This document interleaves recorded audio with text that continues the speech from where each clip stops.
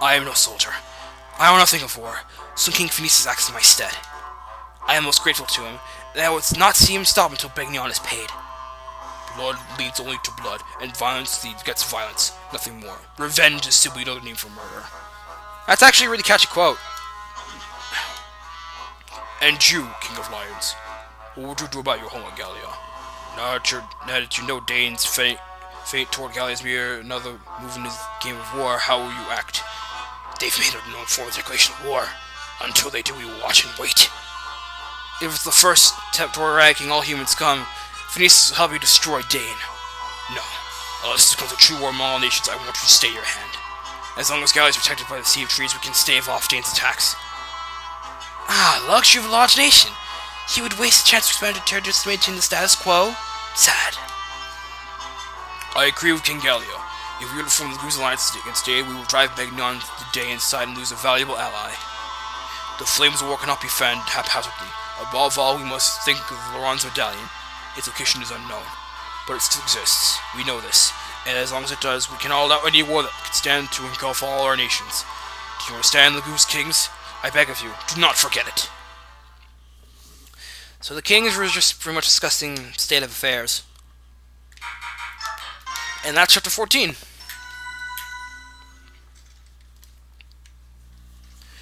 Let's briefly get set for 15. The Frail Frontier. Oh, it's not the final frontier? We're not going to space? Damn. I was hoping Marcia would become an astronaut. Meanwhile, Castle Kilvas. Oh my, if it isn't young Prince Ceratus. Welcome, welcome, welcome. Nealucci, you're looking well. And feeling well too, thank you very much. This old crow's as spry as ever. Tell me though, how fares your father, King Larizia? The same as ever. Since that terrible day he remains abed. He seldom rises anymore. I'm not surprised. In the span of a few days he lost his family, his friends, and almost all of his countrymen. Yes. And yet we were blessed that you were still with us.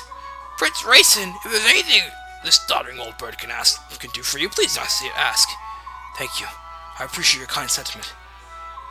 Sorry to have kept you waiting, Reyson. Nealucci, you can talk ancient history later. Leave us at once. Yes, of course. I'm sure you have much to talk about, much to say. I'll just take my leave of you. Please, Prince, make yourself at home. Old Nealucci's always been fond of House Ceratus.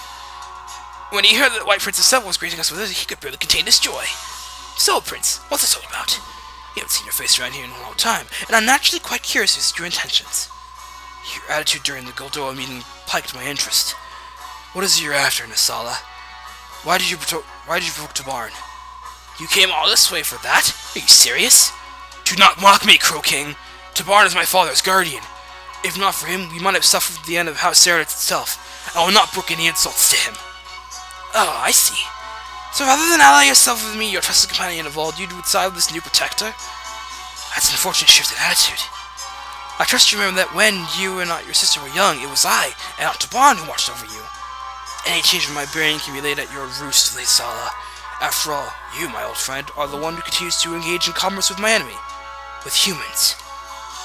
If you were to change your ways, I'm sure we could rebuild the relationship the two of us once shared. Oh no, that I could never do. You see, humans are essential to the fulfillment of my ambitions. You've changed, Neasala. This is the path you've chosen, I have nothing left to say. I thought you could ever understand what it means to guard Kilvas, Prince. Protected the entire country. King Neasala! Duke Tanas of the Begnion Imperial Senate has arrived. Bring him in. What's this? Your Majesty, just now, I brushed against the most splendid specimen. Was our Sheriff noble? They're supposed to be extinct. It's so fancy. I think I might drink some whiskey. And what if it were? Oh, I was right. Wonderful. My eyes did not deceive me. Such beauty. Those dancing white wings, and that shimmering hair, sparkling like falling gold dust. That is crystallization beauty in its pure form. Duke Oliver, can you please discuss this business at hand? Per your request, we were provided several pieces of art from the ships of Duke Gatos. Yes, and you will be compensated as promised. But right now there is something else that I sure must have. Really? Another request? What can purloin for you today? More art, perhaps? Aha, something much more stunning. And if you agree my proposition, I will double your normal fee. That is most generous offer. Tell me, what is it you desire? Desire? Well, surely you've already guessed. You'll freeze up my life. Meanwhile, at the mindless cathedral, meeting with the apostle is fine, but all she did was pay us and give us another job. She answered no questions. I wonder what she's planning. That cargo, I can't help but believe that we're leaving creatures inside, but what do you suppose the apostle intends to do with them? I don't know. Are all the nobles and royals like this? They have plans and paperwork for every little thing, and their speech is as confusing as it is tedious. But Ike, the other nobles we know are different. There's Princess Lancia and King Gallia and the Dragon Prince, too. All of them have been so nice and friendly and easy to talk to. Perhaps the rudeness of the upper echelon is unique to the bureaucratic class system. Princess Lancia was raised in special circumstances. Maybe that's why she's so different. I can never get accustomed to the culture of bureaucratic nobles. Poor Ike. Ike, I'm here to report the results from the last battle. Ooh, 10,000 gold for our efforts, not bad. MVP was Ike. So it is kills. Okay. We suffered no casualties, and no one was seriously injured. Everyone was at their best. That concludes my report. Excuse me. Alright. Yeah. One more invocation before we go. I like this one. Ooh-wee, the Grand Temple. Luxury and gorgeousness as far as the eye can see. If it's a scoundrel like myself can find employment in a place like this, I guess my luck hasn't abandoned me after all. But for all the glitter and gold, there's an equal amount of dangerous work that I could do without. Maybe I could use my prone to illness play. Yes, I think I can arrange to work about one of every 5 jobs or so. And now that I've fixed income, it's time to the local inns to see what games of chance are about. Evening. Whoa! Did you happen to hear any of that? You were talking out loud. Loudly. Ha! I wasn't being serious. I am an extremely diligent man, yes, I am. Those peddlers you were with, you were in debt to them, right? Huh? How do you know that? When we took out that group, your debt vanished. Yes, you're right. That was a tremendous help. Thanks much. Come now, you can't believe that the world is forgiving us that, or that we are so foolish. Marcia told me how you run. What? Debts are debts, and you have many. Those peddlers weren't the only people you were owed coin by you, right? We can't have debt collectors hounding the company day in and day out. My staff officer repaid the rest of the money you owe. That's very kind of you.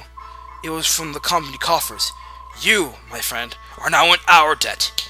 You fight to repay the Royal mercenaries. Payment will be deducted from your wages. For quite some time.